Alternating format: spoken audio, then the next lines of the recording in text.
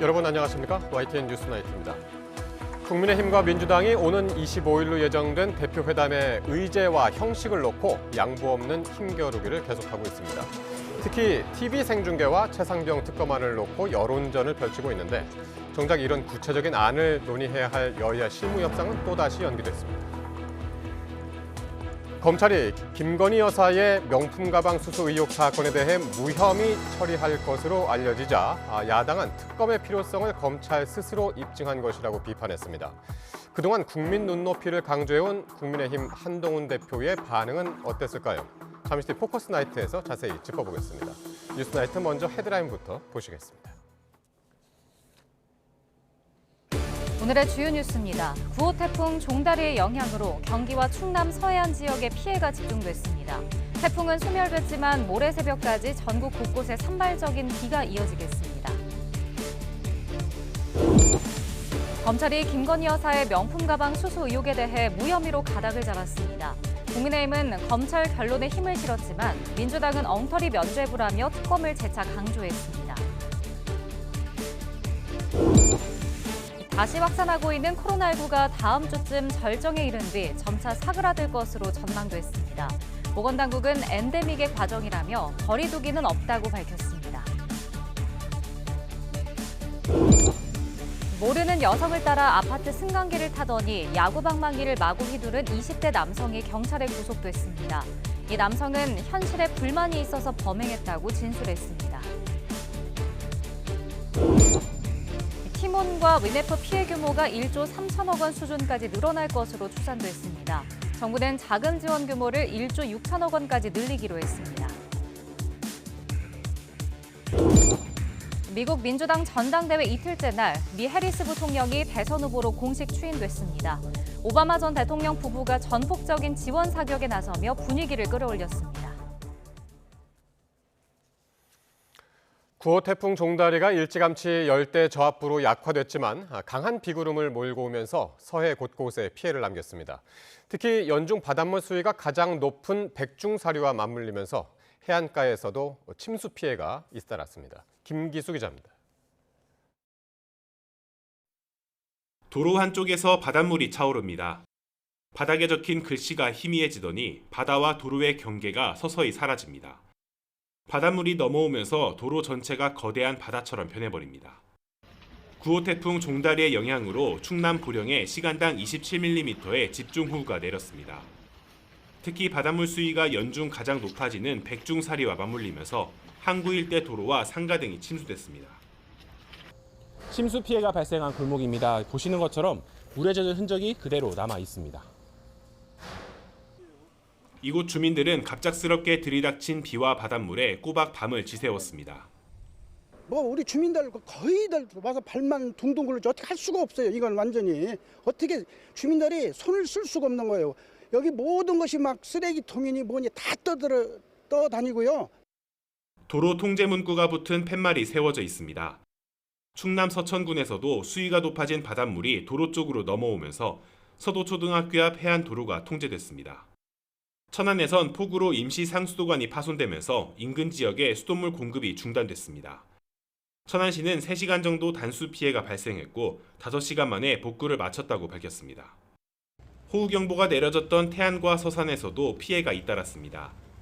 태안 신진항에는 조업을 나갔던 어선 10여 척이 기상악화로 대피했습니다. 서산에선 전신주가 기울어지고 나무가 쓰러졌다는 신고가 접수됐습니다. 이번 태풍으로 충남 소방본부엔 피해 신고 수십 건이 들어왔고 둔치 주차장과 지하차도 등 24곳이 한때 통제되기도 했습니다. 충남 지역에는 많은 양의 비가 더 내릴 가능성이 있습니다. 이에 따라 정부는 추가 피해가 없도록 해안가 저지대, 급경사지 등 위험 지역 접근을 피해달라고 당부했습니다. YTN 김기수입니다. 올여름 한반도에 영향을 준 첫 태풍이었던 종다리는 예상보다 일찍 열대 저압부로 약화됐지만 앞으로 다가올 가을 태풍은 더 강하게 발달할 가능성이 크다는 전망이 나왔습니다. 장하영 기자입니다. 태풍의 기준은 중심 최대 풍속이 초속 17m가 넘느냐입니다. 올여름 한반도의 첫 태풍 종다리는 이 기준을 살짝 넘은 채 북상했다가 예상보다 일찍 약화했습니다. 하지만 수증기를 잔뜩 머금은 구름은 태풍의 지위를 잃은 뒤에도 많은 비를 뿌렸습니다. 수도권과 충청권 상공을 지나며 하루 최대 127mm의 비를 내렸는데 아침 7시쯤에는 경기 김포에 시간당 72.5mm의 극한호우가 쏟아져 이 지역에 호우 긴급 재난 문자가 발송되기도 했습니다. 종다리가 문을 연 한반도의 태풍은 이제 시작일 수 있습니다. 현재 서해는 어느 때보다 뜨겁게 데워져 태풍의 땔감이 충분한 상황입니다. 종다리가 빨리 약화한 이유는 너무 한반도에 가까워진 상태에서 발생해 세력을 키울 시간이 부족했기 때문인데 반대로 말하면 조금 더 아래쪽에서 발생할 경우 훨씬 강력한 태풍으로 성장할 수 있습니다. 이 이후에 생기는 태풍들이 혹시 대만 부근에서 서쪽에 놓인 남중국 해상에서 생긴다 하더라도 우리나라 쪽으로는 많은 수증기들이 또 유입될 것이거든요. 그것이 끌어올린 수증기들이 우리나라 쪽으로 통로를 만들어내는 그러한 상황이 혹시 연출되지 않기를 좀 바라는데요. 역대 가장 강력한 태풍들은 8월 말 이후에 찾아오는 가을 태풍이었습니다. 북서쪽에서 찬 공기가 내려오는 앞으로가 더 위험한 이유입니다. YTN 장하영입니다. 김건희 여사의 명품 가방 사건을 맡은 수사팀이 조만간 이원석 검찰총장에게 처분 방향에 대한 의견을 보고할 방침입니다. 사실상 무혐의로 사건을 종결할 방침인데 향후 김 여사 조사 과정에 불거진 총장 패싱 논란의 진상 파악이 제대로 이뤄질지 관심입니다. 보도에 신지원 기자입니다.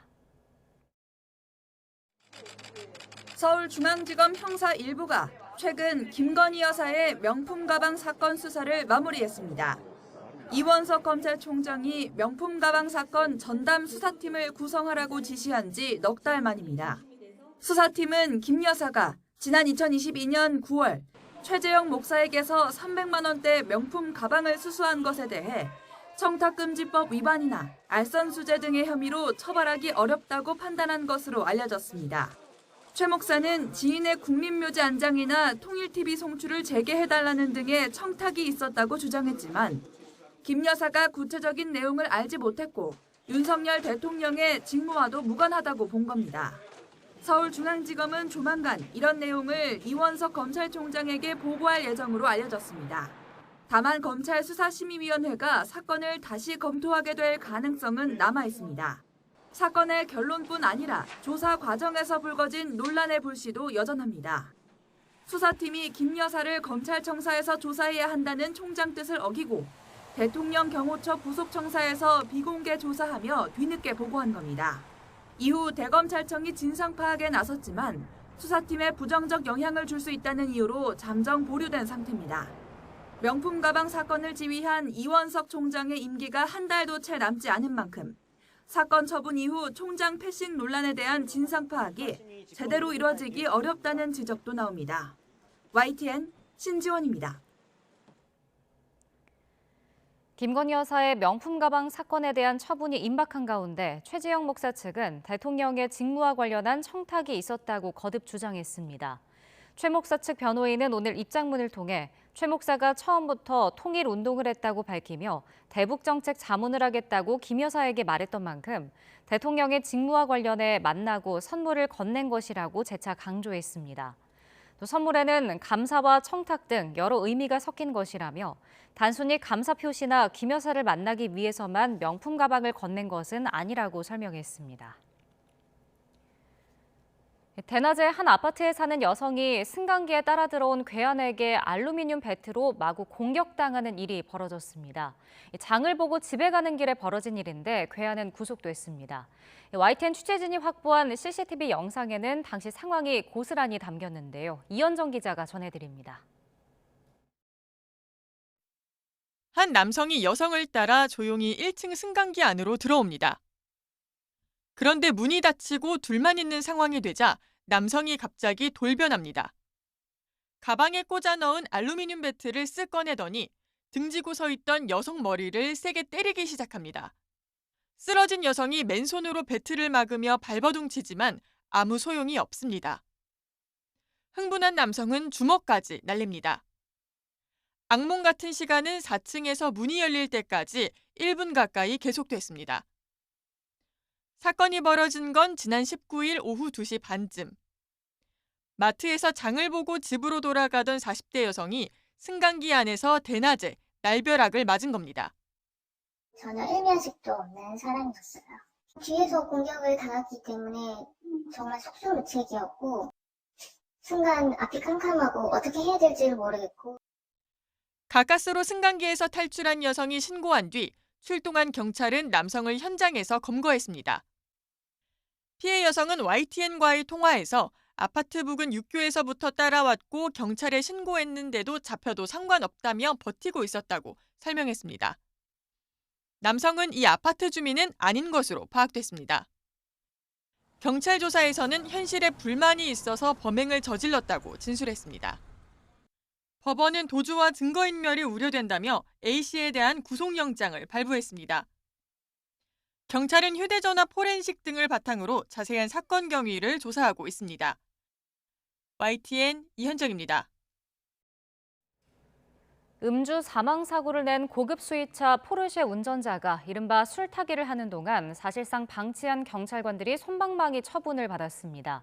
그 이유에 관심이 쏠렸는데 경찰은 규정상 세부 내용을 밝힐 수 없다는 입장만 반복하고 있습니다. 보도에 김민성 기자입니다.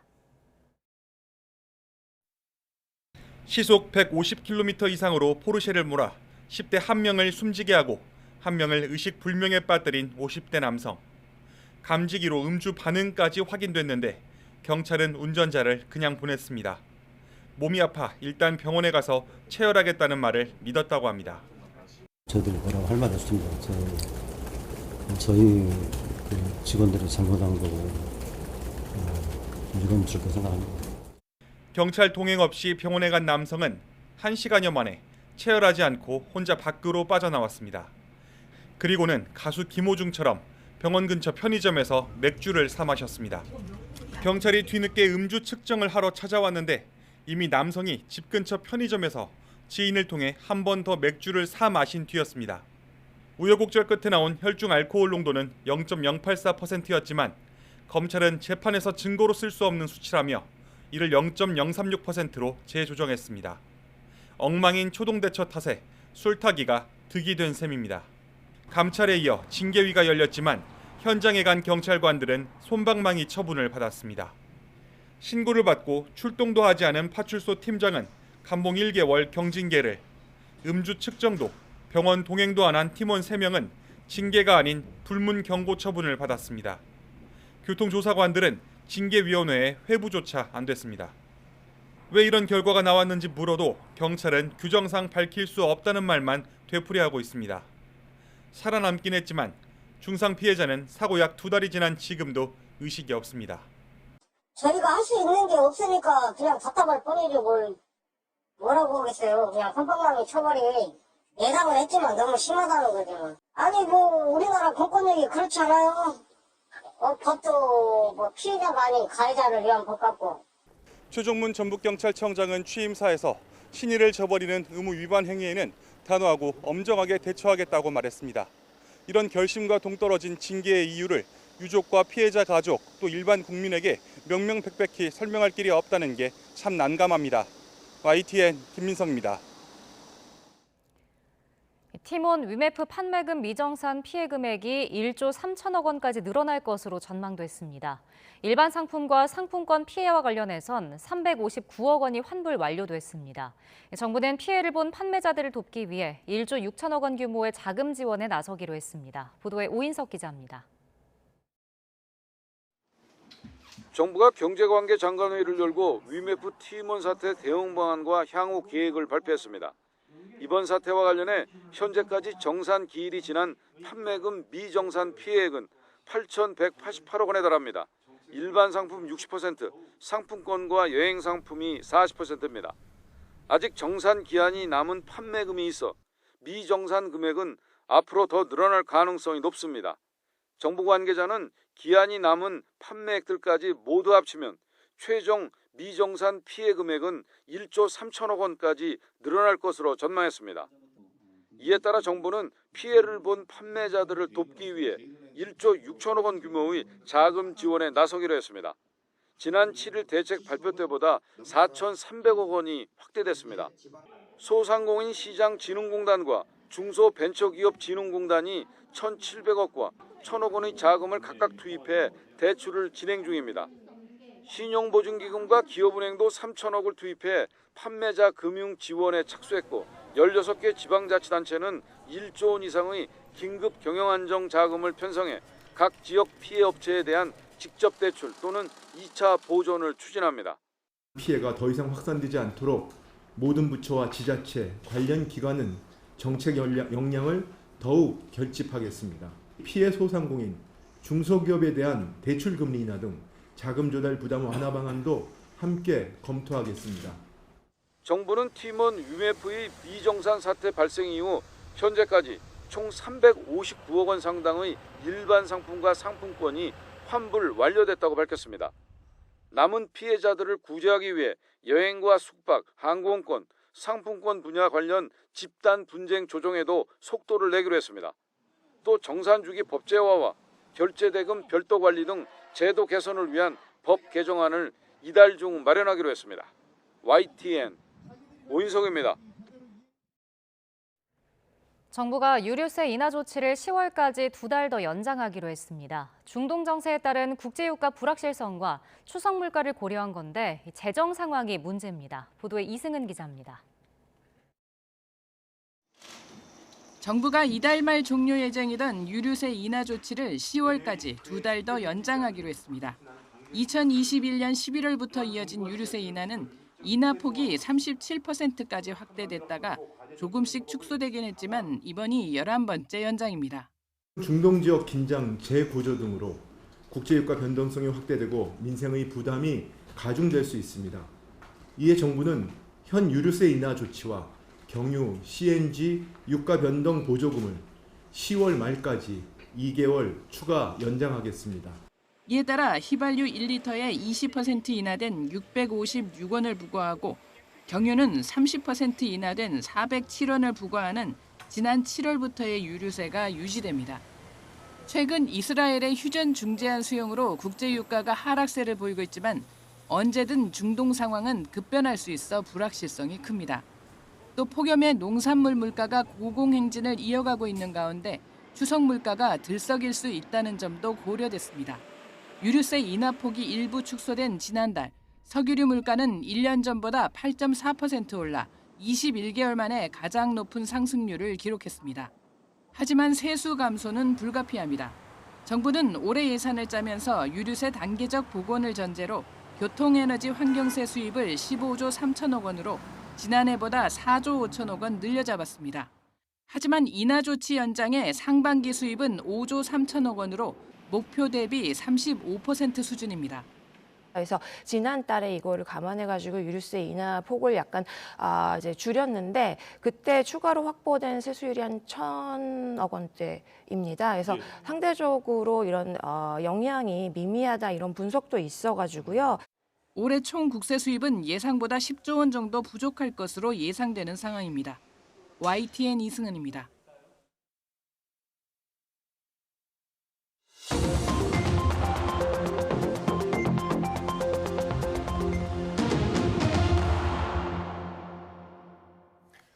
네, 정치권 관심 뉴스 짚어보는 포커스 나이트 시간입니다. 오늘은 송영훈 국민의힘 대변인 그리고 성치훈 민주당 정책위 부의장과 함께하겠습니다. 어서 오십시오. 네, 여야 당대표 회담을 나흘 앞두고 있습니다. 그런데 주도권 싸움이 계속 이어지고 있는데요. 특히 회담 생중계 여부를 둘러싼 여론전은 오늘도 계속됐습니다. 발언들 듣고 오겠습니다. 이재명 대표가요 최고위원회에서 한 발언 제가 여기 적어왔는데 네.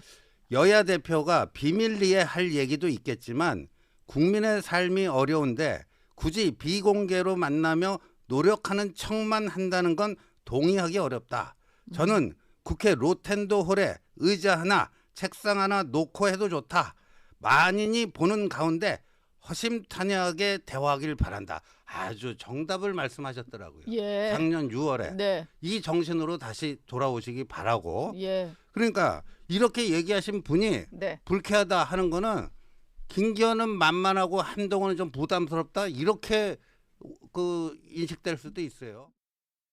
통상적이면 저것은 회담이 아니라 대선 후보 TV 토론 같은 거를 상상하신 거 아닌가 싶긴 한데 뭐 그런 걸 생중계하죠. 그래도 굉장히 비본질적이죠. 하면 어떻고 안 하면 어떻겠어요. 그러니까 한동훈 대표 입장에서는 대표로서의 자산이 없고 대선 후보로서의 자산이 있기 때문에 TV 토론에 나가면 후보로서 조금 뜨잖아요. 그래서 이제 그럼 이재명 후보랑 비슷해지지 않을까 이런 기대를 한 거 아닌가 싶은데. 예.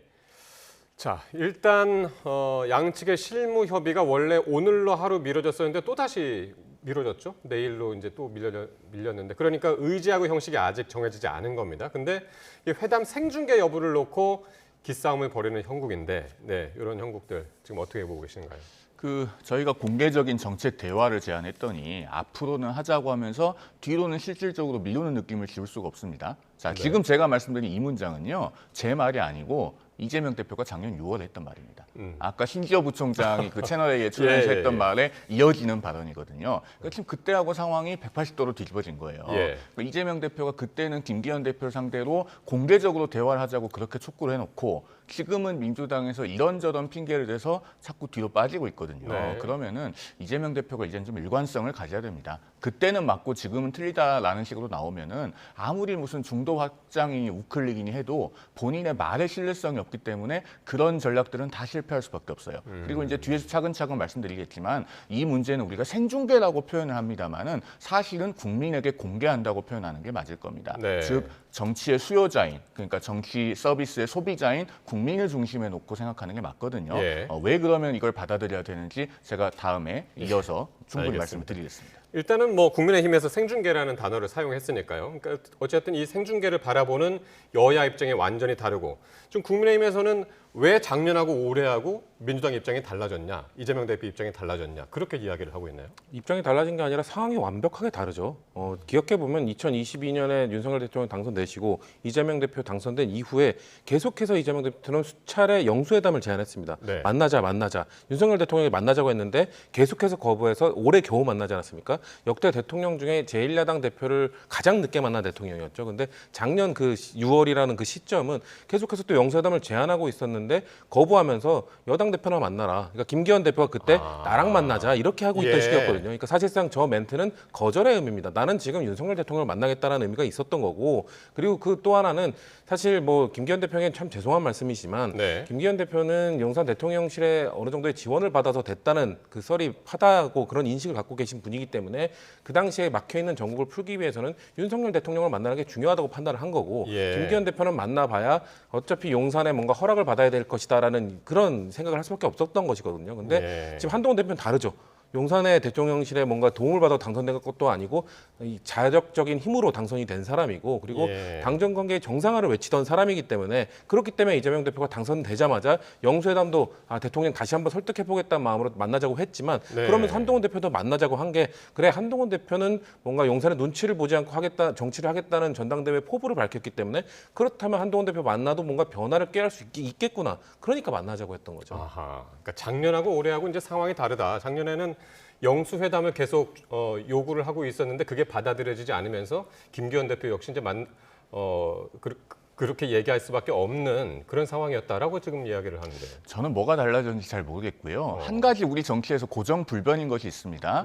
정치의 소비자이자 수요자는 국민이고 그 국민을 중심에 놓고 판단해야 된다는 겁니다. 작년에도 국민이 소비자였고 올해도 소비자고 10년 뒤, 20년 뒤, 200년 뒤에도 계속 그럴 겁니다. 자, 그러면은 우리가 슈퍼마켓에서 가서 과자를 사도요. 그 과자 뒷면에 보면 성분 표시가 있어요. 영양은 뭐 몇 칼로리가 있고 그다음에 알레르기 성분은 뭐가 있고 이런 거 다 깨알같이 써 있습니다. 그런 걸 보고 우리가 상품을 고를 수 있어요. 정치 소비자인 국민은 왜 그러면 안 되죠? 지금 여야 대표가 대화를 하고 정책이나 노선이나 가치나 철학을 얘기를 하면 그런 것들이 어떤 근거 위에 서 있는지 그리고 어떤 논리적인 문제가 있는지 이런 것들을 국민들은 다 자세히 듣고 보고 판단할 수 있어야 됩니다. 자, 그리고 이런 자리에 지금 대변인이 무슨 정책위 부의장이 하는 사람들 나와 있지 않습니까? 그런데 우리 정치는 왜 지위가 위로 올라갈수록 공개적인 대화와 토론을 기피하죠? 당 사명만 돼도 이런 데 나와서 잘 토론 안 합니다. 여야 당 대표가 되면 이렇게 차일피일 미루면서 공개적인 대화와 토론을 기피를 해요. 그런데 정말 중요한 것은 그분들의 생각 아닌가요?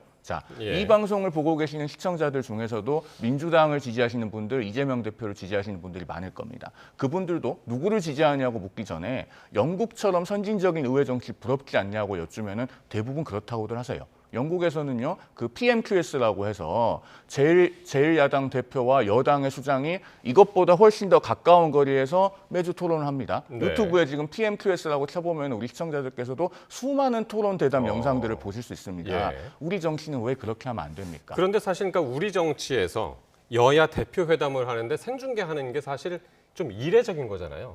근데 왜 이걸 이번에 그렇게 하자고 제안을 한 건가요? 그러니까 기왕의 대화를 하면서 예. 국민들께 전체 과정을 다 공개를 해서 네. 명확하게 판단할 수 있는 기회를 드려야죠. 우리가 자 여당과 야당은 생각이 다르기 때문에 당을 다르게 하는 겁니다. 네. 그러면은 물론 대화를 하면 합의를 할 수 있는 지점이 있겠지만 그것도 어느 정도 예상 가능한 범위 내에 있어요. 합의를 하지 못하는 것들이 사실 더 많을 겁니다. 네, 네, 그러면은 네, 네. 합의하지 못하는 것들에 대해서 정치인들이 그 합의를 다 이끌어낼 수 있다고 생각하는 것도 고집이에요. 비공개로 한다고 해서 더 많은 합의가 있을 수 있다? 아하. 얼마나 더 많이 합의할 수 있죠? 그런데 예. 그걸 국민들께 공개를 하면 여론을 통해서 사회적인 합의가 일어납니다. 즉 국민들께서 보고 어느 쪽이 옳다라고 판단하시면 그걸로 자연스럽게 합의가 이루어지는 거예요. 예. 정치인들이 아집을 부리고 우리가 비공개로 만나면 모든 것을 합의할 수 있는 것처럼 사실 국민들을 속이면 안 된다고 생각합니다. 그런 논리라면 최혜병 특검법과 관련돼서 국민들은 지금 최혜병 특검법을 통과시키는 게 옳다고 하는데 안 하고 있지 않습니까? 그런 거에 대해서 말씀을 드리고 싶은 거고 저는 뭐 공개를 하든 비공개를 하든 그러니까 공개를 하면은 아마 양측이 그래도 어느 정도 이견이 그렇게 크지 않은 법안에 대해서는 좀 그 공개적으로 하는 것도 저는 좋다고 생각합니다. 네, 네, 네. 아까 말씀드린 것처럼 상품을 쫙 늘어놓으면서 국민들에게 설명드리는 우리 어느 정도 여기까지는 출연 왔는데 국민들께서 어떻게 생각하시냐. 근데 아주 정쟁이 첨예하게 대립하고 있는 부분들 그런 부분에 대해서는 좀 비공개로 토론하는 게 좋다. 왜냐하면 이게 민주당에만 유리한다. 뭐 유불리를 따지는 게 아니라 예. 국민들의 가장 좋은 거는 합의하는 모습을 보여드리는 겁니다. 그러기 위해서는 민주당의 입장에서 이재명 대표 입장에서는 전통적 지지자들이 좀 반대하는 종부세라든지 예. 금투세라든지 이런 부분에 대해서 국민의힘 입장도 수용하는 그런 중재안을 타협을 하고 예. 그 국민의힘 입장에서는 한동훈 대표 입장에서는 보수 지지층에서 반대하고 있는 최상병 특검법에 관해서 좀 더 그 자유로운 분위기 속에서 협의를 하기 위해서는 그런 것들은 비공개해서 하는 것이 좀 더 합의를 조출하기 필요하다는 그러면 이제 거죠. 사실상 그 회담을 생중계하자는 것은 이제 토론을 하자는 그쵸. 건데 그런 과정을 통해서는 합의에 이르기 힘들다 그렇게 보시는 그렇죠. 거죠. 대선이나 총선을 앞두고 토론을 하는 이유는 아까 말씀하신 것처럼 상품을 내놓기 위해서 우리는 네. 이런 상품이다. 그 평행선을 달리잖아요. 거기서는 합의를 할 필요가 없죠. 회담이란 거는 합의안을 내놓기 위한 목적으로 하는 것이기 때문에 예. 좀 성격이 다른 거라고 그럼 이번에는 말씀드리는 생중계 회담을 할 가능성은 별로 높지 않다. 저는 글쎄요, 뭐 그 한동훈 대표나 국민의힘이 이걸 너무 원한다면은 좀 분리하는 것도 가능하다. 정말 말씀드린 사안에 것처럼 따라서. 첨예한 사안은 비공개로 하고 예. 근데 한동훈 대표 입장에서는 첨예한 사안에 대해서 비공개로 하는 게 부담스러울 것 같습니다. 왜냐하면 지금 당내 이재명 대표 같은 경우는 뭔가 지금 아까 말씀드린 금투세나 이런 것들을 이재명 대표가 합의하고 와도 당내 반대의 목소리를 어느 정도 잠재울 수 있는 예. 그런 리더십을 구축해놨는데 예. 한동훈 대표는 친윤 세력이라는 좀 한동훈 대표를 계속 견제하는 세력이 당내에 너무 크게 존재하기 때문에 예. 최혜병 특검법에 대해서 자유롭게 뭔가 본인이 하고자 하는 방향대로 나아가는 게 좀 부담스러울 거라는 생각은 있습니다. 아하, 알겠습니다. 자, 형식적으로 이제 그랬고요. 의제를 두고도 지금 이제 기싸움이 여전한데 양측이 회담 의제 3개씩을 내놨는데 어느 선까지 협의가 가능할까? 한번 우리 그래픽 준비가 돼 있으면 한번 보면서 말씀을 좀 나누겠는데요. 일단 국민의힘 의제를 보면은요. 정쟁을 중단하자. 그리고 이제 민생 대책 세우자. 그리고 정치 개혁하자는 건데 정쟁 중단에는 이제 뭐 탄핵이라든가 특검이라든가 이런 것들을 이제 멈추자라는 거고 정치 개혁은 이제 국민의힘 그 국회의원들의 특권을 내려놓자 이런 것들이 이제 포함이 되어 있는 거죠. 그리고 이제 민주당 의제를 한번 볼까요? 예, 민주당에서 들고 온 의제 최상병 특검법 그리고 민생 현안들. 민생 현안에는 뭐 전 국민 25만 원 지원법도 포함이 되어 있고 지구당 부활. 요거는 이제 비슷한 의견들이 있고요. 여야가. 어떻게 보십니까? 좀 의견을 합의를 볼 가능성도 있는 그런 의제들이 있습니까? 일단 민생에 대해서는 겹치는 부분들이 있기 때문에 네. 그런 것들은 어느 정도 접점을 찾을 수 있지 않을까 싶고요. 다만 22대 국회 들어와서 우리 국민들께서 탄핵소추, 특검법 발의 그리고 청문회는 정말 지겹도록 많이 보셨습니다. 그것을 이번 여야 대표 회담에까지 의제로 삼고 또 그 결과를 듣고 하시는 게 필요할지에 대해서는 국민들께서 아마 다른 생각이 좀 있으실 것 같고요. 그다음에 그런 그 해병대원 특검법 같은 것을 굳이 의제로 올리겠다고 고집한다면 예. 그것은 이재명 대표의 자가당착이 아닐까 싶어요. 그러니까 이재명 대표가 지금 먹사니즘이라고 하는 걸 얘기하고 있지 않습니까? 먹고 사는 문제가 가장 중요하다고 하는데 말로는 그렇게 하면서 실제로 이재명 대표의 민주당이 해온 정치는 22대 국회 들어와서 아까도 말씀드렸듯이 탄핵, 특검, 청문회에 집중하는 거였습니다. 네. 이것을 여야 대표회담을 민생을 위해서 하자고 하면서도 또 그런 부분을 고집한다고 하면은 결국은 먹사니즘이라고 하는 것은 구호에 그칠 뿐이라고 하는 것을 보여주는 것이죠. 그리고 해병대원 특검법은 정말로 대법원장 추천 특검을 민주당이 수용할 의사가 아주 진정성이 있다면 스스로 수정안을 발의를 하고 또 의결을 하고 하면 됩니다. 그리고 그것을 국민의힘이 당론 발의를 해서 풀기를 원한다면은 시간을 주고 기다리면 되는 문제고요. 예. 자, 성 부의장은 어떻게 보시나요? 협의가 가능한 것과 가능하지 않은 것들? 저는 뭐 정치개혁 아니라든지 민생연한 역시나 저도 동의하고 협의될 부분 많다고 생각합니다. 근데 그 정쟁을 중단하자. 그러기 위해서는 최혜병특검법이 저는 시작이 될 거라고 보고 있고요. 자꾸 민주당에서 내놓으라고 해요. 민주당에서는 민주당 안을 내놨고 국민의힘은 이 안을 내놔야 그거 갖고 협상하는 게 그게 의회의 원리고 순리고 관례고 그게 상식입니다. 근데 자꾸 야 이거 다시 해와 보고서 다시 써와 이런 것도 아니고 어떻게 그 한동훈 대표가 전당대회에서 본인이 하겠다는 거를 당론 하나 그러면 당론을 만들어서 시간을 달라고 하면은 기한을 말씀해 주셔야죠. 당 대표 된 지 이제 내일 모레면 한 달입니다. 한 달이나 지났는데 자기가 전당대회 때 말했던 제 첫 번째 그 공약이나 다름없는 최혜병 특검법과 관련돼서 국민의힘이 추진하겠다고 하는 것을 못 갖고 온다. 저는 그러면은 뭐 2주 아니면 뭐 한 달이든 뭐든 시간을 구체적으로 달라고 하면은 민주당이 그거에 대해서 또 기다려 줄 겁니다. 근데 그것도 얘기 안 하잖아요. 그러니까 자꾸 민주당한테만 갖고 오라는 거는 저는 한동훈 대표가 자신이 없는 것이다. 당내에 갖고 와서 이거를 통과시켜 오고 뭔가 친윤 세력과 다퉈서 뭔가 설득해올 자신이 없기 때문에 자꾸 우리 당한테 미루는 것이라고밖에 볼 수 없습니다. 이거는 국민의힘 얘기니까 제가 잠깐만 좀 말씀드려도 될까요? 일단 국민의힘의 지금 당 지도부가 완성이 된 게 8월 5일이고요. 저도 대변인 임명 받은 게 8월 8일입니다. 그 정도로 아직 날짜가 많이 안 지났고요.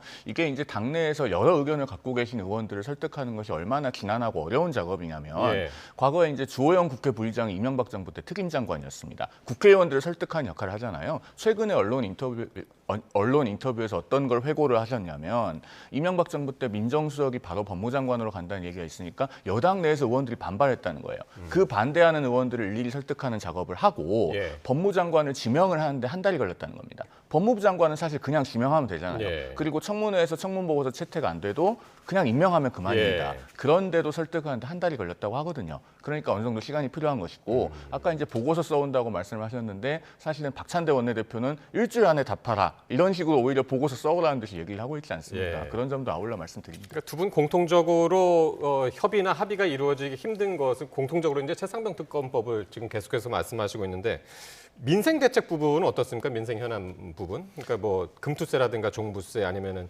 25만 원 지원법이라든가 이 부분은 어떻게? 저는 충분히 협의할 수 있는 부분이 많다고 생각하고요. 그거 이외에도 한동훈표 뭐 민생 법안들도 있는 것이고 이재명표 민생 법안들도 있잖아요. 근데 민주당표 민생 법안들은 사실상 한동훈 대표가 당 대표가 되기 전에 뭐에서 계속 막혔냐면은 국민의힘이 아무런 대안도 안 갖고 오고 그냥 망국적 포퓰리즘이다. 그러면서 뭔가 민주당표 정책에 대해서는 반대만 했거든요. 근데 이번에 우리가 뒤에 조금 잠깐 다루겠지만 전세 사기 그 피해자들을 위한 구제 대책법처럼 뭔가 여야가 합의하는 그런 모습들을 보여줘야 되는데 그런 것들을 보여주지 않으니까 계속해서 막혀 있던 것인데 근데 그 시작은 뭐다? 저는 최혜병 특검법이 될 수밖에 없다라는 거죠. 왜냐하면 그것 때문에 뭔가 용산에서 계속 다른 것들도 협의하지 말라라는 마치 그런 메시지를 주듯이 거부권을 행사하고 계시기 때문에 결국 시작은 거기서 시작된다고 봅니다. 알겠습니다.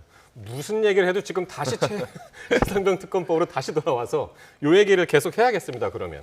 민주당이 이렇게 여야 대표 회담의 최대 쟁점인 최상병 특검법을 내세워서 이제 국민의힘을 거듭 압박을 하고 있는데 그러자 여당 안에서도 지금 갑론을박이 이어지고 있는데 직접 듣고 오겠습니다. 제3자 특검이 뭐 한동훈 대표의 어떤 뜻은 있을 수 있지만 그것이 민주당의 여러 가지 프레임에 걸릴 수가 있고 그래서 여당의 분열만 초래할 수도 있다는 우려를 많이 하고 있지 않습니까? 여야 대표회담에서 이런 부분들을 집중 공략하겠다는 게 이재명 대표의 전략이겠죠. 누누이 이 3자 특검법 등이 민주당 이재명 대표의 분열 프레임에 우리가 갇힐 수가 있다. 그렇기 때문에 신중히 접근해야 된다고 반대 입장을 분명히 하고 있습니다. 국민들의 뜻을 받들어가지고 여야 합의 아니면 또 제3자 특검 추천, 그러니까 여당이나 야당이 아닌 예를 들면 대한변협 같은 데서 추천하는 방법, 이런 걸로 통과시키는 게 더 객관적일 수 있지 않습니까? 예. 그래서 우리 여당의 한 대표도 전당대회에서 제3자 특검 추천을 공약으로 내세웠고 당선됐습니다. 네. 그러니까 저는 이제 더 이상 시간 끌지 말고 협상에 나서면 좋겠다, 이런 말씀을 드리고요. 네. 민주당이 제3자 추천 방식 그리고 제보 공작 의혹도 수용하겠다라고 하면서 여당 압박하니까 여당 내에서 반대와 찬성 입장이 이렇게 지금 나오고 있습니다. 한동훈 대표가 어떤 선택을 할지가 참 궁금하네요. 일단 한동훈 대표는 네. 대법원장 추천 특검을 하는 것이 바람직하다는 본인의 입장이 바뀌지는 않은 걸로 알고 있습니다. 그리고 설득 작업을 지금도 하고 있는 것으로 그러니까 저는 제3자 중에서도 대법원장 추천을... 추천 특검입니다. 예, 그렇습니다. 그렇죠. 네. 그래서 그 대법원장 추천 특검을 위한 설득 작업을 지금도 하고 있는 것으로 알고 있고요. 네. 다만 이제 야당에서 자꾸 왜 발의를 안 하냐라고 하니까 제가 이런 말씀 좀 드리고 싶어요. 네. 그 민주당의 이현주 최고위원이 이번 주에 이제 최고위원 당선이 되고 월요일 첫 최고위원회에서 이런 말씀을 하셨더라고요. 10명 모아서 발의하는 게 그렇게 어렵냐라고 하는데 사실 아무려면 10명을 모으려면 뭐 지금이라도 못 모으겠습니까? 네. 뭐 모아서 도장 받는 거는 하루면 하겠죠. 그런데 왜 그렇게 하지 않느냐? 바로 그 이현주 의원의 말에 지금 해답이 있습니다. 자, 10명을 모아서 발의를 하면 민주당은 이렇게 얘기할 겁니다. 아, 한동훈 대표를 따르는 의원들이 10명밖에 없냐? 그다음에 한 50여 명 예. 모아서 발의를 하면 그때는 국민의힘이 반으로 갈렸다고 할 겁니다. 그다음에 한 100명 가까이 90여 명 모아서 발의를 하면 그때는 예. 또 민주당이 뭐라고 하겠습니까? 아직도 한동훈 대표를 따르지 않는 의원들이 두 자릿수나 된다. 이렇게 할 거기 때문에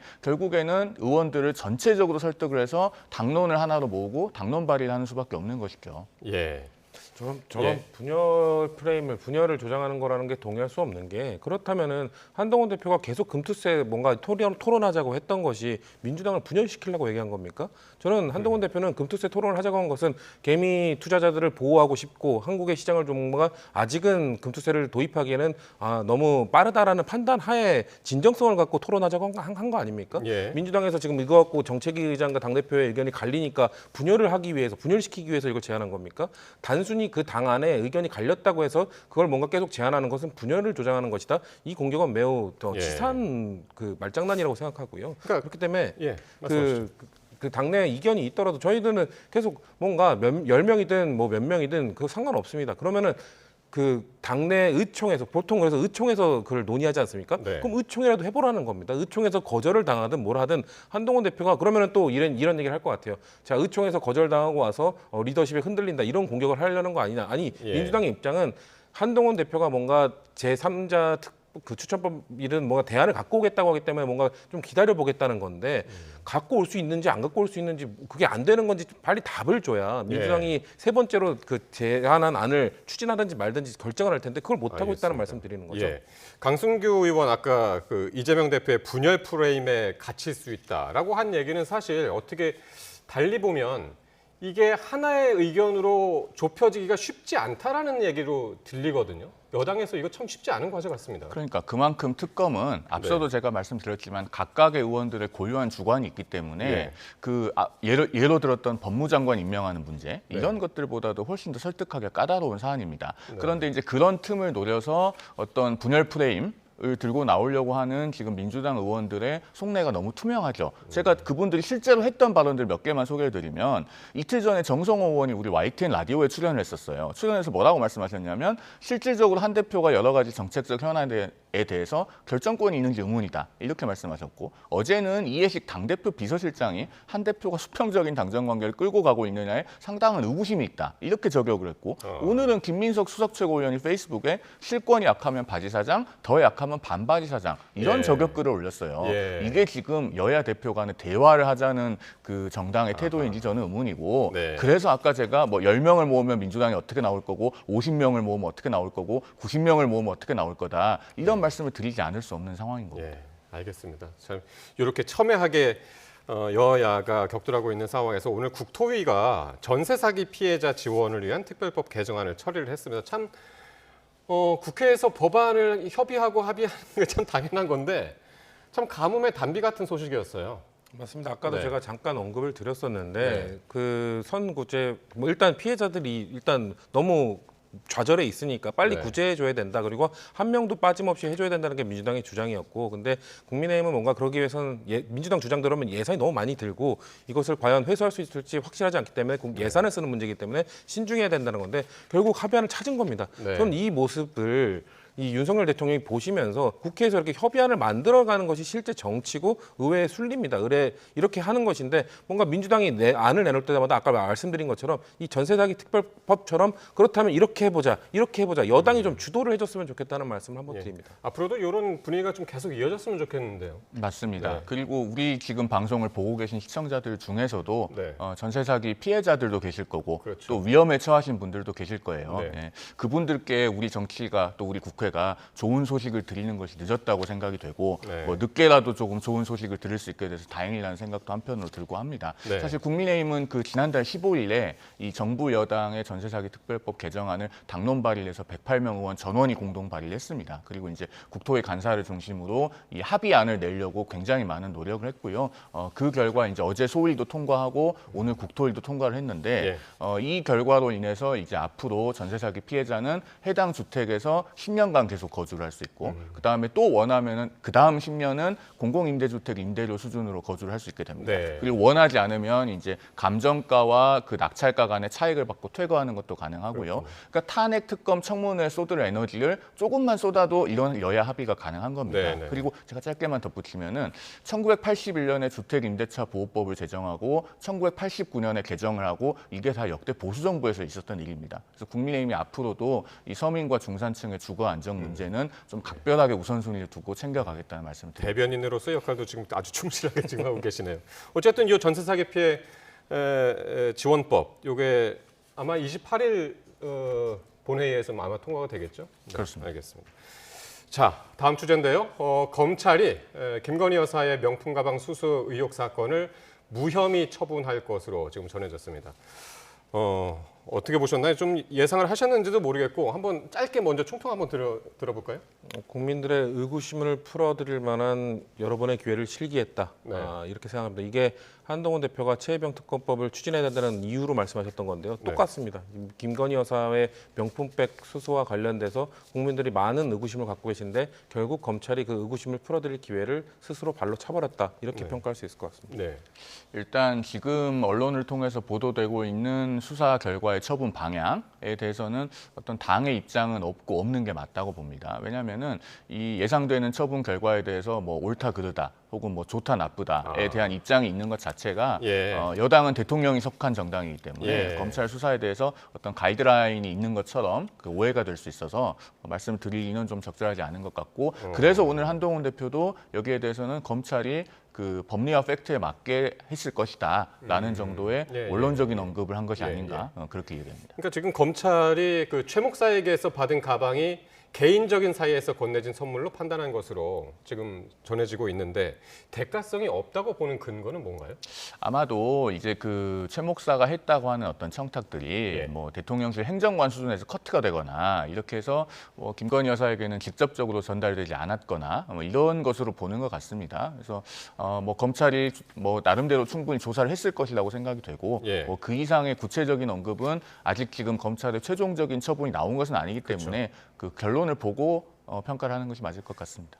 이제 지금 서울중앙지검 수사 과정에서 이제 종결이 됐고 서울중앙지검장한테 보고가 됐고 이게 내일 다시 이원석 검찰총장한테 보고가 될 예정인데 여기서 이제 지금 끝이 아니라고 말씀하셨는데 마지막 변수가 아마도 검찰총장의 수사심의위원회 소집이 되지 않을까 그런 예상들을 많이 하고 있습니다.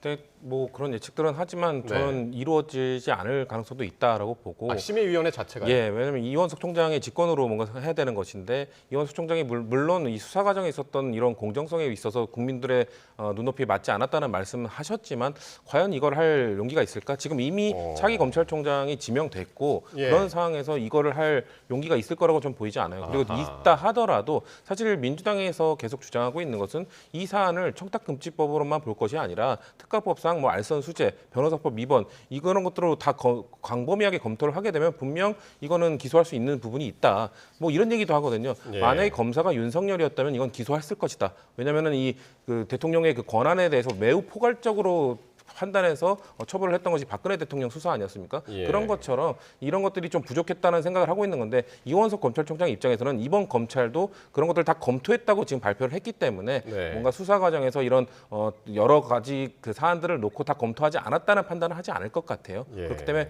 뭐 혹시 본인이 말했던 게 있기 때문에 본인의 임기 내에 뭔가 특혜는 없다라고 했던 거를 지키기 위해서 그래도 한 번 더 해보라라고 하실지 모르겠으나 하더라도 그렇게 큰 변화는 없을 거라는 생각은 있습니다. 수사심의위 자체가 소집될 가능성이 낮고, 근데 이제 중간에 수사 과정에서 또 그러니까 총장 패싱 논란도 있었고, 요거를 이제 진실 규명한 진상 파악한다고 했다가 검사들이 반발을 해서 또 미뤄지고 했는데, 요런 것들은 지금 어떻게 보시나요? 이루어질 가능성이 있다고 보시나요? 그래서 그 네. 조사 방법과 장소가 이제 그 분분한 논의가 있지 않았습니까? 네. 그리고 그런 논란이 일종의 노이즈가 돼서 이 사건 수사 결과를 어떻게 볼 것이냐라고 하는 국민적인 시선에도 영향을 미쳤을 수 있을 것 같은데요. 다만 이제 저는 대변인이기 이전에 변호사이기 때문에 뭐 조사 방법이나 조사 장소에 있어서 뭐 여러 가지 아쉬움이 없는 건 아닙니다만 그런 것들이 조사 결과를 바꿀 정도로 본질적인 영향을 미치지는 않았을 것이다. 즉 어디서 조사하더라도 결국에는 다른 참고인들의 진술이나 이런 것까지 바꿀 수 있는 건 아니지 않겠습니까? 뭐 그 정도로 생각하고 있습니다. 네, 알겠습니다. 여야가 또 이번 수사 중간 결과에 대해서 상반된 입장을 내놓았습니다. 국민의힘은 사법적 판단은 존중돼야 한다라고 했고, 민주당 등 야당에서는 엉터리 면죄부다라고 하면서 이제 반발했는데 관련 발언들 듣고 오겠습니다. 국민 눈높이에 맞는 결정이라고 생각하시나요? 사법적 판단은 국민 눈높이 어차피 결국 팩트와 법리에 관한 것이니까요. 거기에 맞는 판단을 검찰이 내렸을 것이다라고 저는 생각합니다. 상세히 보진 않았습니다. 검찰이 명품백 사건을 무혐의 처리한다면 이는 특검의 필요성을 스스로 입증하는 것입니다. 명품백이 감사의 표시이지만 청탁의 대가는 아니라는 궤변을 믿을 국민은 아무도 없습니다. 도대체 무엇에 대한 감사란 말입니까? 감사의 표시면 명품백을 받아도 된단 말입니까? 특검으로 진실을 밝혀야 합니다. 먼저 송 대변인님, 한동훈 대표가 사법적 판단은 국민 눈높이 하다가 팩트 법리에 맞는 판단을 내렸을 것이다. 이렇게 얘기를 해서 이거 어떻게 다시 한번 해석을 좀 해주실까요? 아니 근데 청탁금지법은 우리가 네. 그동안에 뭐 몇 달 동안 숫하게 얘기를 했듯이 그 공직자의 배우자에 대해서는 처벌 조항이 없지 않습니까? 그러면은 처벌 조항이 없는데 뭐 없는 처벌 규정을 만들어서 소급적으로 적용해서 처벌을 할 수는 없는 것이죠. 그렇기 때문에 어느 정도 그 적용할 수 있는 조항이 없어서 결국에는 무혐의가 된다고 하는 네. 그런 결론은 법적으로는 예상 가능한 범위 내에 있었던 것이기도 합니다. 다만 저희가 아마 뒤에서 한 번 더 말씀드릴 기회가 있을 것 같습니다만 네. 이 법적인 평면과 정무적인 평면은 좀 구분해서 볼 필요는 있을 것 같아요. 예. 그 정무적인 평면에 대한 그 얘기도 말씀드릴 기회가 있으면 좋겠습니다. 그러니까 사법적 판단을 국민 눈높이로 국민 눈높이라는 잣대로 평가할 수는 없다. 이제 그렇게 들으면 되나요? 그런 취지가 함의되어 있는 걸로 보입니다. 그렇군요. 예, 민주당에서는 뭐 전현희 최고위원이 그 기자회견까지 열면서 왜곡된 법 해석이다라고 이야기를 했는데, 그러니까 국민 눈높이에 맞는 뭔가 그 정치권에서 네. 사법부의 판단에 대해서 이건 눈높이에 맞지 않으니 잘못됐다라고 주장이 좀 애매한 부분은 있죠. 저희도 그거는 인정을 하나 그렇게 됐을 때 특검을 하는 겁니다. 뭔가 국민 눈높이에 맞지는 그 대통령께서도 최혜병 특검법과 관련해서 그런 얘기하지 않았습니까? 좀 미진하다면 국민 보시기에 미진하다면 그것이 국민 눈높이 말씀하신 거거든요. 예. 역시 이것도 마찬가지입니다. 그러면은 감사의 표시로 명품백을 그 청탁금지법에 적용되지 않는 사람들은 배우자들은 받아도 됩니까?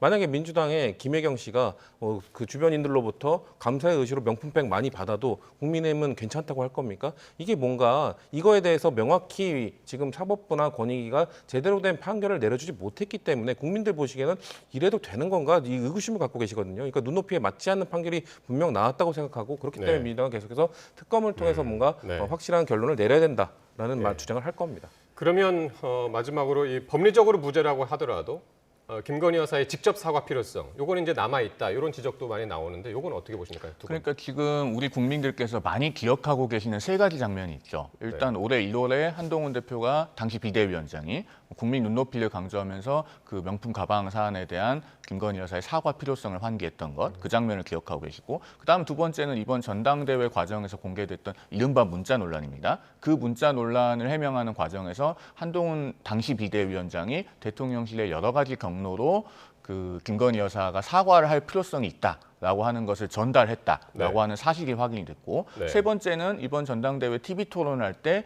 김건희 여사가 지금이라도 사과를 해야 되느냐라는 사회자의 질문에 한동훈 대표가 주저없이 오를 들었고, 4명의 후보가 모두 동시에 오를 들었습니다. 그 세 가지 장면을 우리 국민들께서 다 보셨고 국민의힘 당원들도 보셨습니다. 그 기초 위에서 한동훈 대표는 당심과 민심에서 모두 63%를 얻은 것이거든요.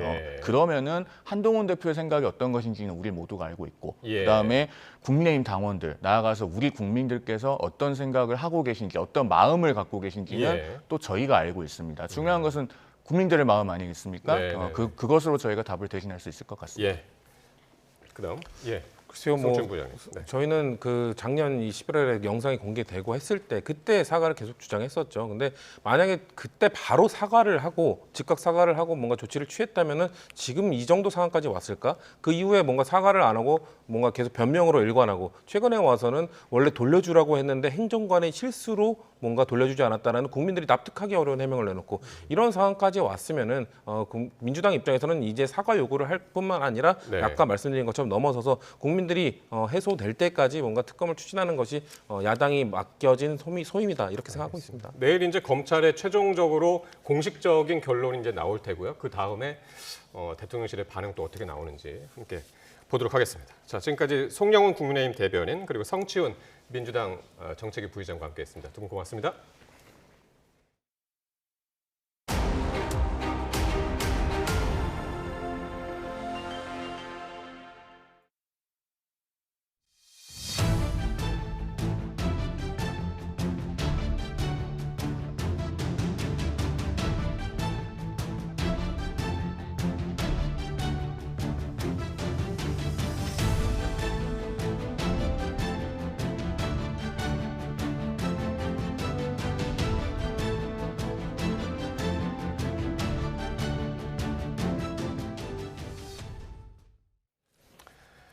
네, 태풍의 영향으로 수도권에 천둥과 번개를 동반한 강한 비가 쏟아졌지만 열대야의 기세를 꺾지는 못했습니다. 서울은 31일 연속으로 열대야가 나타났고 전국 평균 열대야 일수도 17.81로 역대 최장 기록을 매일 경신하고 있습니다. 열대야 원인과 전망을 김민경 기자가 보도합니다. 깜깜한 밤하늘이 갑자기 밝아지더니 상초가량 강렬한 번개가 하늘을 가로지르며 도심을 순간적으로 비췄습니다. 태풍이 남긴 비구름이 중부를 지나면서 수도권에도 천둥과 번개를 동반한 강한 비가 쏟아졌습니다. 자정 너머부터 시작된 폭우는 출근길까지도 이어졌지만 밤사이 서울의 최저기온은 27.1도, 인천 26.8도 등 열대야는 여전했습니다. 서울은 31일 연속으로 열대야가 나타나며 최장 기록을 또다시 경신했고 전국 평균 열대야 일수도 17.81을 기록해 역대 1위였던 1994년의 16.81을 넘어섰습니다. 당분간 열대야가 사라질 가능성도 낮습니다. 기상청은 다음 주 토요일까지 서울의 아침 기온을 25도 이상으로 전망했습니다. 대기 하층에서는 남쪽으로부터 뜨거운 수증기가 계속 유입되는 데다 상층에도 더운 열기의 고기압이 여전히 버티고 있기 때문입니다. 북태평양 고기압이 뜨거운 공기를 몰고 다시 확장하는 추세에 있고요. 북서쪽에서는 아직 찬 공기를 수반을 한 기압골 형태의 공기가 보이질 않고 있습니다. 폭염과 함께 간밤에 기온이 내려가지 않는 열대야도 함께 기승을 부릴 것으로 예상하고 있습니다. 태풍이 지나도 비가 이어져도 긴 열대야의 출구는 좀처럼 모습을 보이지 않고 있습니다. YTN 김민경입니다. 태풍 종다리가 남긴 비구름은 북동쪽으로 빠져나갔지만 저기압의 영향으로 내일도 전국에 비가 내릴 전망입니다. 기상청은 서쪽에서 발달한 저기압이 한반도로 유입될 것으로 보여 내일부터 모레 새벽까지 전국에 비가 내리겠다고 밝혔습니다.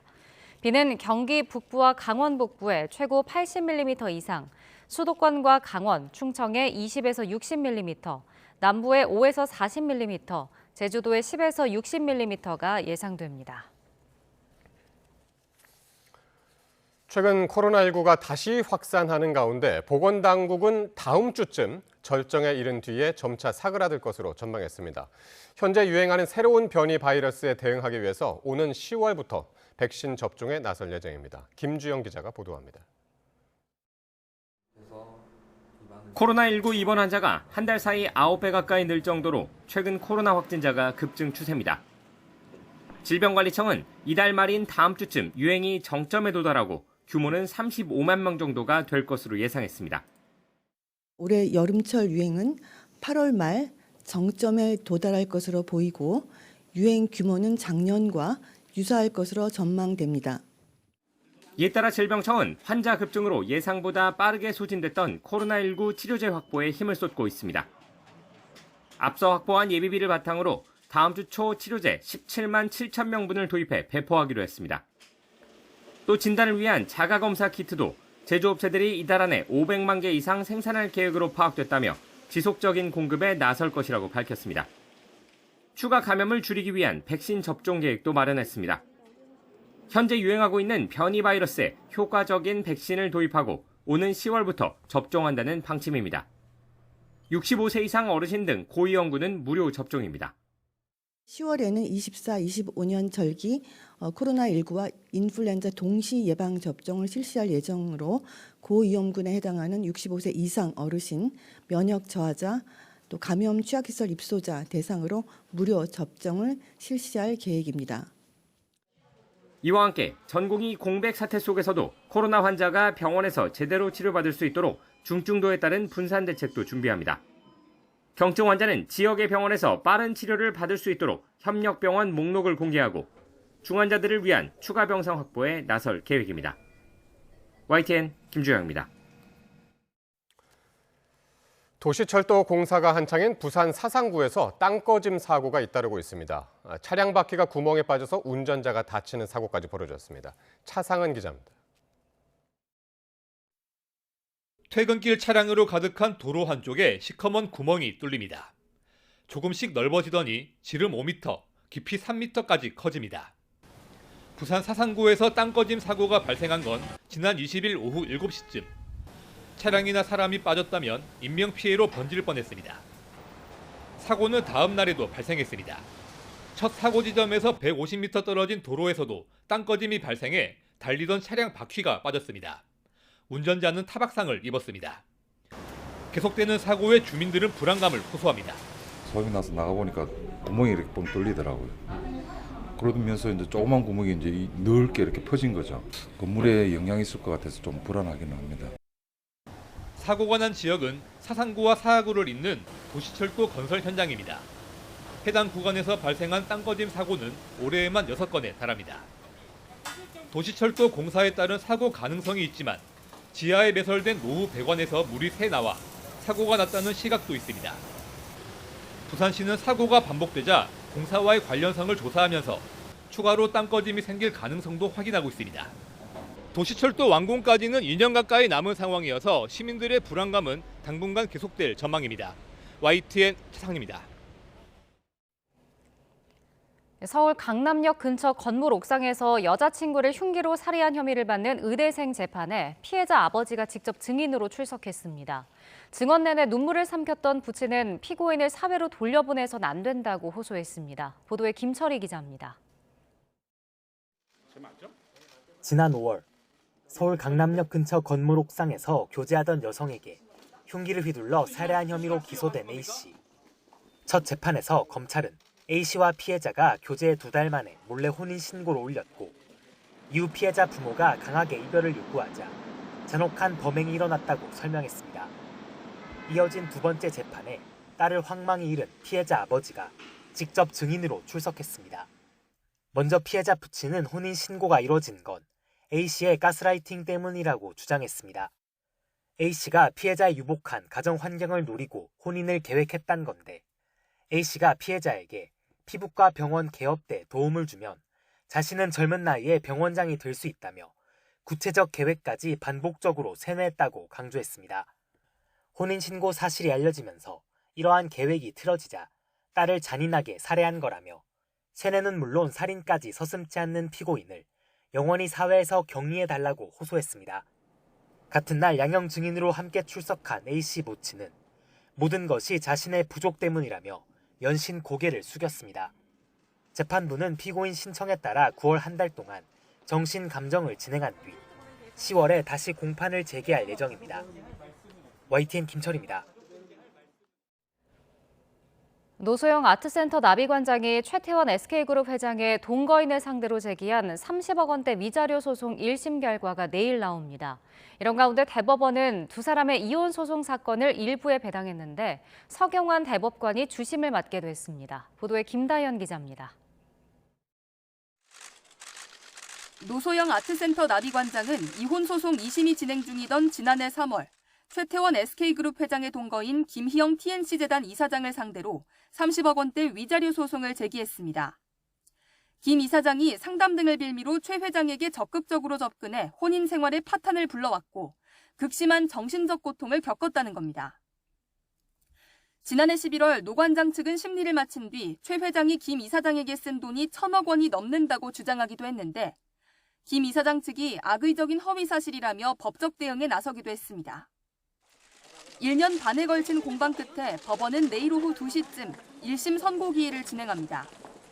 재판은 원칙에 따라 공개로 진행되고 당사자들은 출석하지 않아도 됩니다. 위자료 소송과 별개로 진행되는 최 회장과 노 관장의 3기의 이혼 상고심 재판부도 정해졌습니다.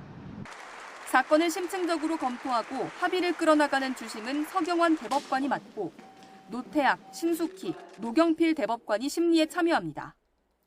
대법원은 보통 대법관 4명으로 구성된 소부에서 사건을 처리하지만 의견이 엇갈리는 사건이나 사회적으로 중요한 사건은 대법관 회의를 통해 전원 합의체로 넘깁니다. 이번 사건은 3기의 이혼이라 불릴 만큼 이목이 쏠렸던 만큼 향후 전원 합의체로 넘어갈 가능성도 열려 있습니다. YTN 김다현입니다. 이른바 청담동 술자리 의혹과 관련해 국민의힘 한동훈 대표가 제기한 민사소송에 최초 진술자인 첼리스트가 증인으로 나왔습니다. 윤석열 대통령과 한 대표를 태어나서 한 번도 본 적이 없다면서 이들이 변호사들과 술을 마셨다는 건 거짓말이었다고 강조했습니다. 보도에 김태원 기자입니다. 윤석열 대통령과 한동훈 국민의힘 대표가 재작년 김앤장 변호사 30명과 함께 술을 마셨다는 이른바 청담동 술자리 의혹. 의혹의 진원지인 첼리스트 박모 씨가 법정에 섰습니다. 한 대표가 유튜브 매체 시민언론 더탐사 취재진과 국정감사에서 의혹을 제기한 민주당 김의겸 전 의원 등을 상대로 낸 소송에 증인으로 나선 겁니다. 박 씨는 태어나서 한 번도 그분들을 직접 본 적 없다며 윤 대통령과 한 대표가 청담동 술집에 오지 않았다고 증언했습니다.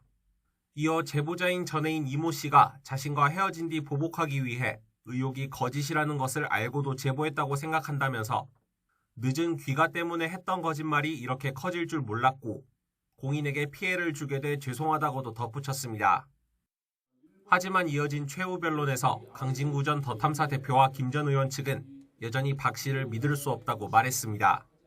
또 통화 녹취에 등장한 인물들을 취재해 의혹 제기가 가능하다고 판단해 보도한 거라며 명예를 훼손할 고의는 없었다고 말했습니다. 이에 대해 한 대표 측은 박 씨 증언으로 의혹이 거짓이라는 게 명명백백하게 드러났고 사실 확인을 거치지 않은 의혹이 국정감사에서 공개돼 명예가 심각하게 훼손됐다며 피해를 보전받아야 한다고 강조했습니다. 재판부는 박 씨 증언 내용과 양측의 주장, 증거자료 등을 토대로 오는 10월 16일 1심 선고기일을 진행할 예정입니다. YTN 김태원입니다. 심우정 검찰총장 후보자가 검사 임관 전 술을 마시고도 운전대를 잡았다가 유죄를 선고받았던 것으로 드러났습니다. 지난 1995년 5월 사법연수원생 신분이던 심 후보자는 서울 서초경찰서의 음주운전 혐의로 적발됐습니다. 이후 심 후보자는 같은 해 8월 서울중앙지법에서 벌금 70만 원 약식 명령을 받았는데 당시 벌금 수준으로 볼 때 심 후보자의 혈중 알코올 농도는 면허 정지 수준이었던 것으로 추정됩니다. 문재인 전 대통령 사위였던 서모 씨의 타이 이스타제 채용 특혜 의혹을 수사 중인 검찰이 청와대 민정수석이었던 조국혁신당 대표에도 소환을 통보했습니다. 전주지검은 오는 31일 오전 9시 반에 조국 대표를 참고인 신분으로 불러 조사할 예정이라고 밝혔습니다. 조 대표는 문재인 정부에서 민정수석을 지내며 대통령 친인척 관리와 인사검증을 담당했습니다. 윤석열 대통령이 을지 자유의 방패 UFS 연습을 점검하기 위해 전시의 지상작전을 총괄하는 육군 지상작전 사령부를 방문했습니다. 북한을 향해 침략은 곧 종말이란 점을 인식시켜야 한다며 최근 광복절이나 국무회의에 이어 안보 강화를 강조했습니다. 보도에 권남기 기자입니다. 윤석열 대통령이 을지 자유의 방패 연습 점검차 육군 지상작전 사령부를 찾았습니다. 우리 국군 장병 절반 이상을 지휘하는 핵심 부대이자 전시 한미 지상군 전력을 총괄하는 사령부를 국군 통수권자로는 최초로 방문한 겁니다. 한미 장병들을 만난 윤 대통령은 북한을 향해 거센 비판을 쏟아냈습니다. 언제든 도발할 수 있는 지구에서 가장 비이성적인 집단이다. 적화 통일을 꿈꾸며 호시탐탐 대한민국을 노린다며 침략은 곧 종말이라고 언급했습니다. 전쟁을 준비해야만 우리에게 평화가 주어집니다. 절대로 공짜 평화라는 것은 없습니다. 힘에 의한 평화도 거듭 강조했습니다. 3년 동안 중단됐던 을지 자유의 방패 연습을 부활시켜 3년 연속 이어오고 있다며 확고한 국가 총력전 수행 태세와 한미 연합방위 태세를 당부했습니다. 군사 대비 태세와 UFS 연습 상황을 보고받으니 든든합니다. 핵무기 등의 북한 공격을 가정한 훈련이 이루어지는 현장에서 강력한 안보를 거듭 강조한 겁니다. 윤 대통령은 한미 장병들에게 연합방위 태세의 근간이며 한미 동맹의 핵심이라고 격려하며 같이 가자는 구호를 외치며 기념 촬영했습니다. 이런 가운데 대통령실은 윤 대통령이 통일과 외교 분야 원로들을 만나 8.15 통일 독트린을 설명하고 의견을 들었다고 전했습니다. YTN 권남기입니다. 이종찬 광복회장이 이번에 우리가 싸우는 것은 친일분자를 정부 요직에 앉히지 말고 쫓아내라는 것이라며 김영석 독립기념관장 임명 철회를 거듭 요구했습니다. 이 회장은 오늘 여의도 광복회관에서 열린 광복회 주간 대일청구권 사회공헌 학술토론회 축사에서 독립기념관장은 엉터리로 집어넣고 한국학 중앙연구원장은 반일종족주의 책을 쓴 사람이라면서 이같이 말했습니다.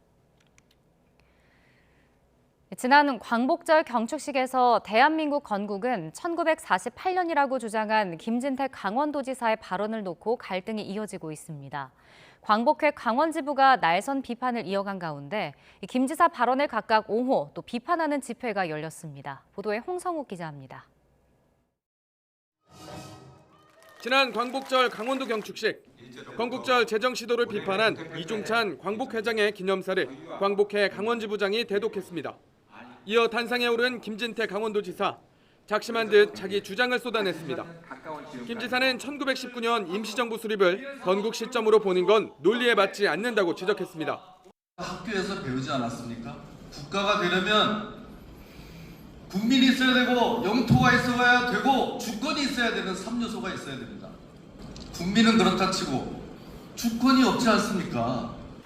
김 지사가 건국에 대한 주장을 이어나가자 광복회 강원지부장 등 일행은 항의하며 행사장에서 퇴장했습니다. 도대체 이런 경사스러운 날 이게 뭐 하는 짓인지 모르겠습니다. 이후 김진태 지사를 비판 옹호하는 각각의 집회가 강원도청 앞에서 동시에 열리는 등 파문이 이어지는 상황. 집값 사죄하라! 사죄하라! 사죄하라! 사죄하라! 김진태 지사 지켜내자! 광복회 강원도지부도 따로 기자회견을 열고 비판의 날을 세웠습니다. 김문덕 광복회 강원지부장은 광복절 도지사 언행은 경축사가 아닌 선동이었다며 대한민국 임시정부 등에 대한 7개 공개 질의를 김 지사에게 던졌습니다. 도지사가 생각하는 대한민국 임시정부는 무엇입니까? 정부도 아닌 일부 친일자나 신민관에 물들은 자들이 이야기하는 것처럼 이등방부를 암살하고 폭탄을 투척한 테러 집단입니까? 광복회 강원지부는 이 같은 질의에 대한 김 지사의 진정성 있는 답변을 경술국치일인 오는 29일까지 기다리겠다고 밝혔습니다. YTN 홍서욱입니다. 오는 토요일 일본의 오염수 해양 방류 1년을 앞두고 정부가 지금까지 단 한 건도 안전 기준치를 위반한 사례가 발견되지 않았다고 강조했습니다. 반면 환경단체 평가는 극명히 엇갈렸습니다. 보도에 김대겸 기자입니다. 지난해 8월 24일 전국민적 우려 속에 강행된 일본 후쿠시마 오염수 해양 방류. 우리 정부는 일본에 투명한 정보 공개를 요구하고 독자적 해양 감시 체계를 가동하겠다고 말했습니다. 일본 정부에 대해 앞으로 30여 년간 계속될 방류 과정에서도 투명하고 책임감 있게 정보를 공개하기를 기대하고 또 촉구합니다. 일본 열도의 지진이 잦아진 올해 지난 3월에는 후쿠시마현 앞바다에서 규모 5.1 지진이 발생하며 오염수 방류가 처음으로 중단되기도 했습니다. 本日ですね、0時14分、福島沖を震源とする地震が発生してございます。 지난 1년여 동안 오염수 방류를 감시해온 정부는 지금까지 4만 9천여 건의 검사를 완료했고 안전기준치 위반은 단 한 건도 없었다고 강조했습니다. 수산물 소비 급감이나 사재기와 같이 큰 국민 우려가 없었고 수산업 종사자들에 대한 악영향이 크지 않았던 점도 긍정적으로 평가했습니다. 다만 환경단체 평가는 크게 엇갈렸습니다. 시민단체는 후쿠시마 오염수 해양 투기는 단지 수치로만 표현될 수 없는 심각한 폭력이라며 국민의 생명과 안전을 최우선으로 하는 외교를 펼쳐야 한다고 촉구했습니다. 또 일본 환경부 자료에 따르면 오염수 방류 지점 인근 어류의 삼중수소 농도가 2달 새 10배로 뛰어올랐고 일본 측 자료 공개 역시 투명하지 못했다고 지적했습니다. 일본 정부는 후쿠시마 핵오염수 해양 투기 중단하라! 중단하라! 중단하라! 중단하라!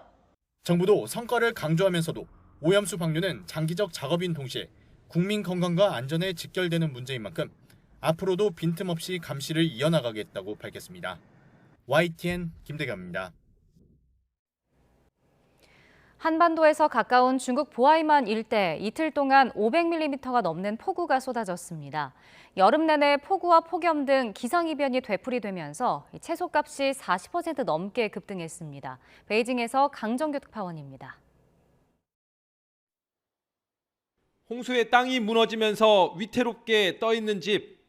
내부 주방 바닥엔 구멍이 뻥 뚫렸습니다. 급물살에 떠내려온 차들은 결국 폭포처럼 변한 호수로 빠지고 맙니다. 중국 보하이만 일대에 폭우가 내리면서 도로와 다리가 끊기고 열차 169편의 운행이 중단됐습니다. 특히 이틀 동안 500mm 넘는 물폭탄을 맞은 후루다오에선 통신마저 두절됐습니다. 구조당국은 보트와 헬기 등을 이용해 7,000명 넘는 주민들을 대피시켰습니다. 534.7毫米，这个数据也突破了葫芦岛地区有气象记录以来历史极值。 산시성과 허난성 등 중북부 내륙엔 메추리할 만한 우박이 쏟아졌습니다. 반면 스촨 분지와 충칭, 우한 일대는 연일 40도를 넘나드는 폭염이 이어지고 있습니다. 서북 신장 지역은 극심한 가뭄 탓에 군용 무인기가 45일 동안 인공 강우 작전에 투입되고 있습니다. 끊이지 않는 기상 이변 속에 지난 2달 동안 주요 채소 28종의 가격은 40% 넘게 뛰었습니다.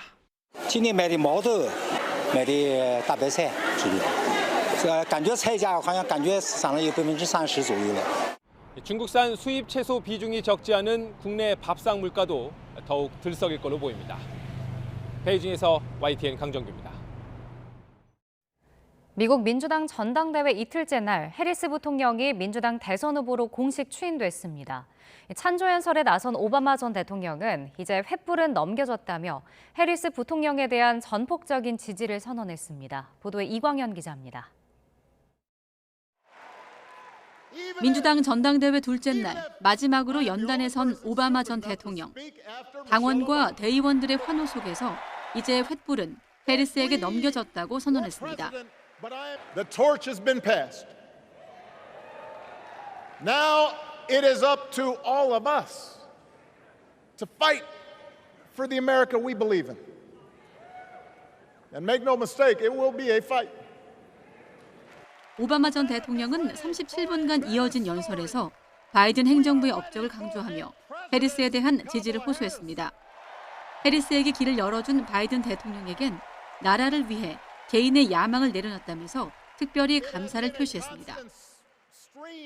반면 트럼프 전 대통령의 재선 도전을 영화의 속편에 비유하며 신랄하게 공격했습니다. We do not need 4 more years of bluster and bumbling and chaos. We have seen that movie before, and we all know that the sequel is usually worse.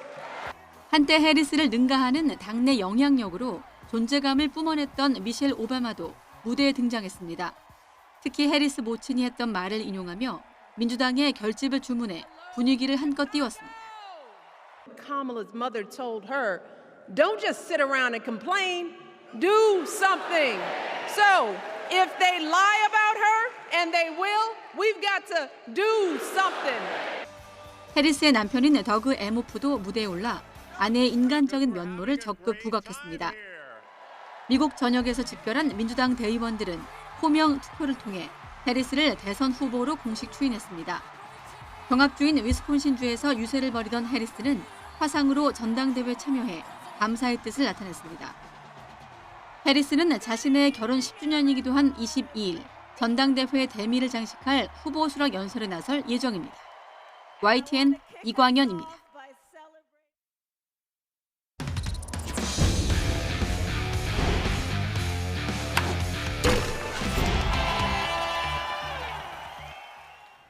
프로야구 기록의 사나이 기아 양현종이 통산 최다 탈삼진 기록을 갈아치웠습니다. 두산 김태견은 고졸 신인 최다 세이브 타이 기록을 세웠습니다. 보도에 이경재 기자입니다.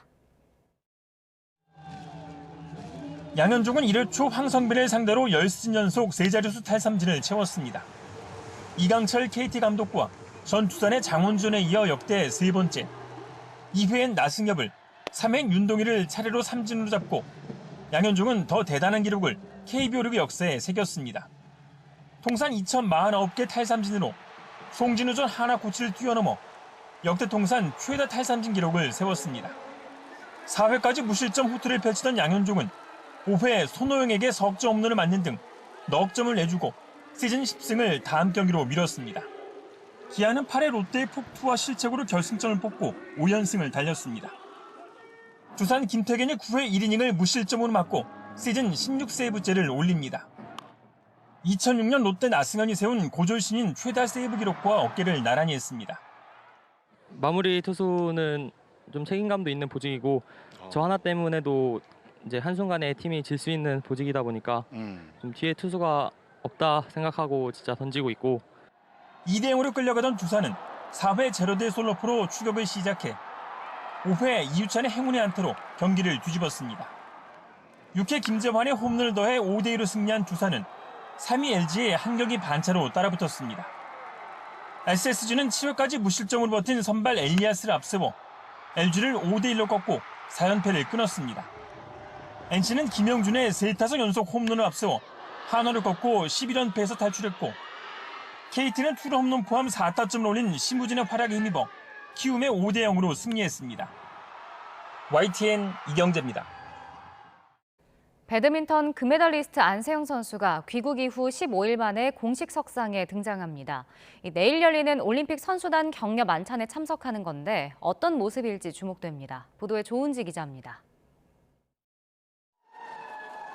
모두가 귀를 쫑긋했던 입국장에서 안세영은 싸우려는 게 아니라 운동에만 전념하고 싶은 호소라면서 일단 말을 아꼈습니다. 협회랑도 팀이랑도 이야기를 해본 게 아니어서 이제 최대한 빨리 이야기를 해보고 좀 말씀드릴 수 있도록 할게요. 이후 2차례 SNS를 통해 입장을 알렸습니다. 귀국 이튿날 축하와 영광을 누려야 할 순간이 제 발언으로 해일처럼 덮였다며 동료 선수들에게 사과했습니다. 그리고 배드민턴 협회의 자체 진상조사위원회가 처음 열린 시간엔 CCBB 공방전이 아닌 진솔한 대화를 기대한다. 시스템과 소통, 케어가 상식선에서 운영되길 바란다고 적었습니다. 안세영은 소속팀 삼성생명의 트레이닝 센터 용인 STC에 머물며 외부 접촉 없이 휴식과 재활에 매진하고 있습니다. 지난 월요일 올림픽 금메달리스트인 선배 장미란 문체부 2차관과 면담한 게 유일하게 알려진 활동입니다. 하지만 안세영은 목요일 밤 선수단 격려 만찬에 참석하기로 했습니다. 귀국 이후 15일 만에 공개 활동인데 부모님도 동행합니다. 행사에선 한여름 감동과 환희를 선사한 선수단과 가족, 훈련 파트너까지 꿈의 무대를 함께 돌아볼 걸로 전해졌습니다. 금메달 5개 전 종목 석권에 빛나는 양궁협회 정의선 회장이 건배사를 할 걸로 알려졌고 몇몇 선수들도 마이크를 잡을 예정입니다. 공항 해단식 때 묘한 엇박자를 드러낸 유인촌 문체부 장관과 이기흥 체육회장도 나란히 자리합니다. 메달리스트들이 예능 출연이나 광고, 시구 등 다양한 자리에서 즐거움을 만끽하는 사이 협회와 고독한 싸움을 벌이는 안세영이 어떤 모습으로 어떤 발언을 할지 그 자체로 주목됩니다. YTN 조은지입니다. 2024 파리 패럴림픽에 출전하는 한국 대표팀 본진이 오늘 프랑스 파리로 떠났습니다. 배동현 선수단장은 출국 전 인천공항에서 열린 출정식에서 우리 영웅들은 오랜 시간 땀 흘리며 최선을 다했다며 이번 대회 모든 경기를 후회 없이 즐겨달라고 주문했습니다. 우리 대표팀은 오는 28일부터 다음 달 8일까지 열리는 파리 패럴림픽에 17개 종목의 선수와 임원 포함 177명을 파견합니다. 선수단의 각오 직접 들어보겠습니다. 일단은 이제 꿈을 이루는 곳에 가는 만큼 준비는 잘 됐고요. 잘 된 만큼 이제 즐겁고 재미나게 즐기고 올 마음으로 출국하고 있습니다. 지금 올림픽이라는 게 이제 첫 무대이고 그리고 그동안 이제 10여 년 동안 꿈꿔왔던 무대인데 지금 이제 공항 와서 이렇게 또 인터뷰하니까 이제 패럴림픽 가는 게 이제 실감이 나고요. 이제 점점 이제 심장이 뜨거워지는 것 같습니다. 저희 장애인 펜싱도 비장애인 펜싱만큼이나 이제 정말 많이 준비했고 노력했으니까 좋은 컨디션 잘 관리 유지해서 정말 좋은 경기력으로 결과가 나올 수 있도록 임하고 오겠습니다. 이제 정말 문화 이렇게 유적지고 하니까 너무 그런 곳에서 웅장한 곳에서 경기를 뛸 수 있다는 거에 너무 영광스럽고. 프로축구 K리그1 울산 HD가 천적 광주FC를 꺾고 코리아컵 준결승에서 먼저 웃었습니다. 최근 광주에 4연패를 당한 울산은 광주 원정에서 열린 대회 준결승 1차전에서 후반 10분에 터진 야구의 결승골에 힘입어 1대0으로 승리하고 4년 만에 결승 진출에 바짝 다가섰습니다. 축구대표팀의 박건아, 김진규 코치는 26일로 예정된 대표팀 명단 발표를 앞두고 이 경기를 직접 지켜봤습니다. 제주에서 열린 제주와 포항의 준결승 경기는 포항 정재희가 후반 추가 시간 9분에 동점골을 터뜨리면서 2대2로 비겼습니다.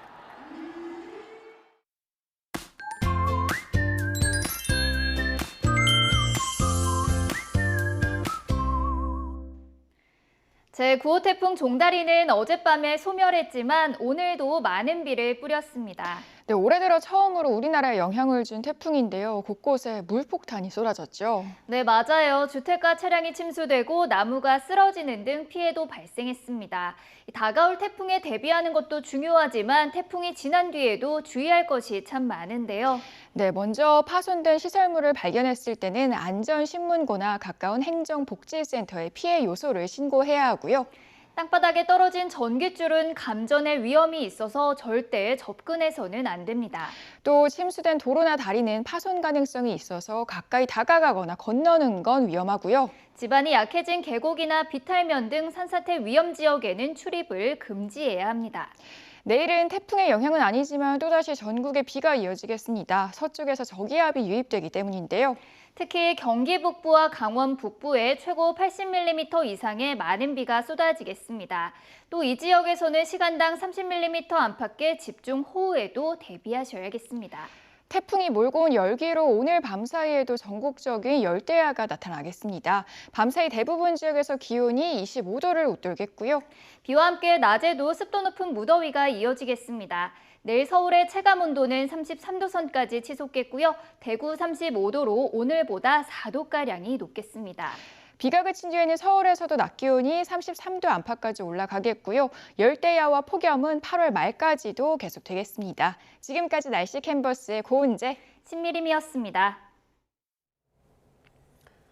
YTN 뉴스나이트 수요일 순서 모두 마칩니다. 잠시 뒤 탐사보도 프로그램 팩트 추적이 방송됩니다. 저희는 내일 밤 9시 40분에 다시 찾아뵙겠습니다. 시청해주신 여러분 고맙습니다.